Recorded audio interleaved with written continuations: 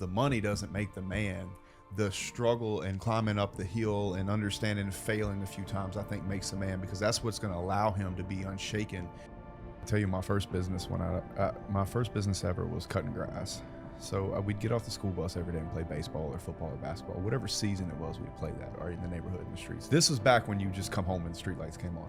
So this old man would pay me $7.50 to cut his grass.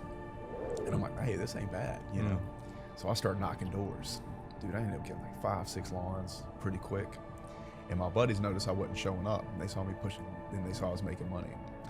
So they didn't want to cut grass anymore. They want to be a part of the business. So I'm like, flip a weed eater to one's going to pick up trash. My overhead got too high, went out of business. You grew up in a trailer camp and made it to multi-millionaire status. So how did that environment shape your life? Oh man, I wouldn't trade that for anything. I always talk about people that grow up wealthy are probably at a disadvantage, in my opinion. You know, people want to get mad at wealthy people. Okay, what if you were born in a zoo as a lion? You've been fed food your whole life, and then they close the zoo and kick you in the jungle. You can't hunt. Growing up poor is the best thing that ever happened to me. I would not change that for anything in my life. Learn how to hustle. Yes, sir. Because without that, let's say you're a rich person, right? You start off rich, and you know that you didn't earn any of that, so your whole understanding of life, you grew up in a very nice home, you really are starting off, because it's really daddy's money, right? So you have to work your ass off just to reach your dad, you know? Now, if you respect your father, so for any young man that's listening, you're well-to-do, man, first thing I would do if I was growing up in a house like that is go to my dad and say, man, thank you so much. What can I do to work with you? How can I respect that? Like, my boys, they're gonna either come to me and say that, or they're gonna enjoy the streets. And they're gonna have to do enough work to show me, because I'm not ruining kids. I would never do that to them. I think that's child abuse, you know, if I'm being completely honest. But as far as growing up poor, man, I think it's the best thing, because it's the dissonance between where you were and where you're from. All the happiness is climbing the mountain, right? That's why I always say that success is a two-way street. It's climbing the mountain and looking up for more mountains. Because the worst thing that can happen to a man is let him get to the top of the mountain and not have another place to go. Because then you're going to There's only one place to go after that, and that's downhill. It's downhill just so you can climb again. Yeah. But that's repetitive, and you lose time, and that makes it expensive. So, and then you have to go through that cycles. I think that particularly a young man should listen to anybody who has gone through the years and the time. You know, I'm 37. I've been able to create multiple businesses. I have 3 businesses that do multi-7 figures. And so this year alone, I'll do probably 35 million in revenue across all my businesses. And I grew up in either a trailer park or a bad area of town. Now I buy them and own them. And so I think that most young men just want to get to a place in their life where they have freedom. And I certainly have an abundance of freedom and choice in my life. And I think regardless of what you want to do with your life, freedom and choice should be the goal. Even if I was talking to a young man, or if I was parenting a child, I would say, listen, this is how the world works. This is the truth of the world. I'm going to love you regardless of what you do. All that my goal is for you to understand how things work so you can create choice in your life. So for any young man that looks at me and I'm looking to give him advice, create so much abundance in your life that you have choice. And that's why I would say a young man would want to listen to somebody like me, because I certainly have choice and freedom. Not sit in front of a professor that's never owned a business, to learn directly from a gentleman that owns a business, that is doing it right now today. And everybody in that room is right now today doing that business, helping you solve problems. The good thing about the real world is you're getting real answers in real time for real money. There is no report card, there's a paycheck.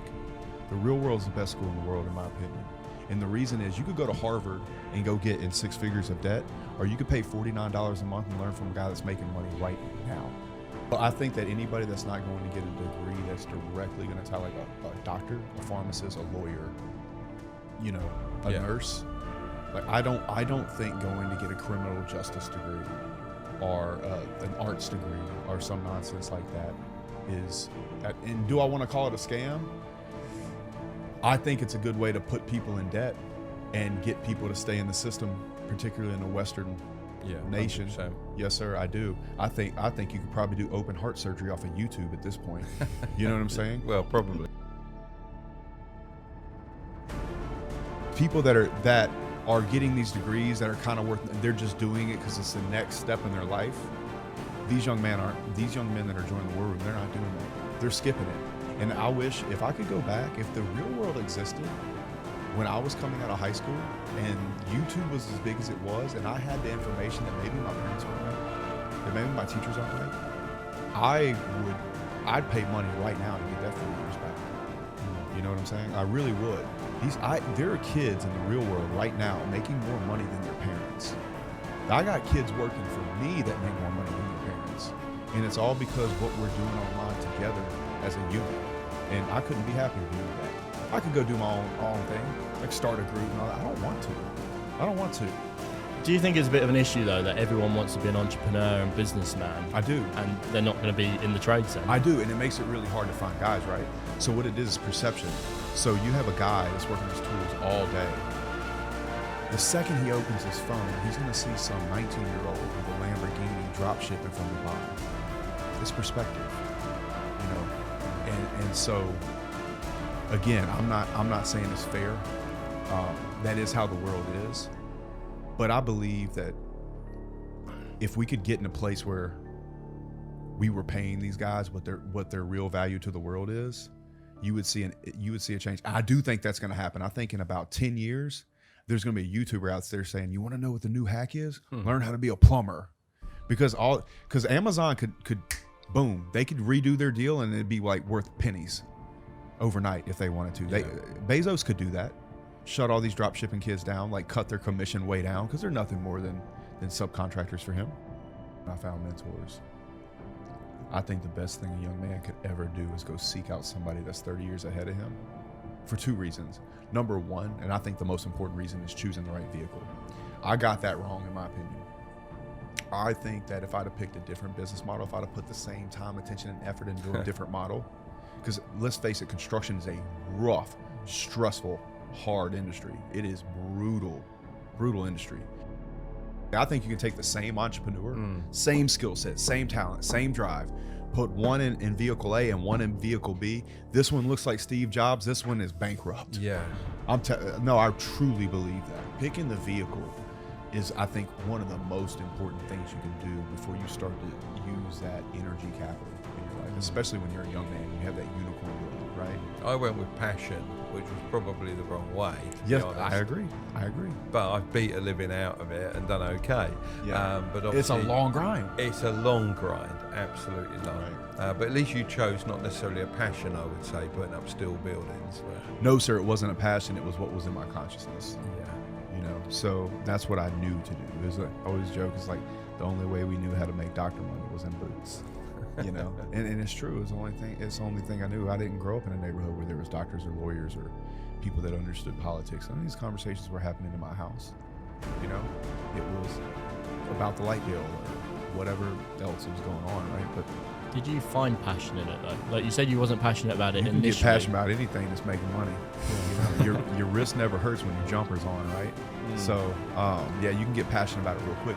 I think what it really happens is that you find where you can be passionate about something. So I believe that business is by and large the formula. You take out X and you put in Y.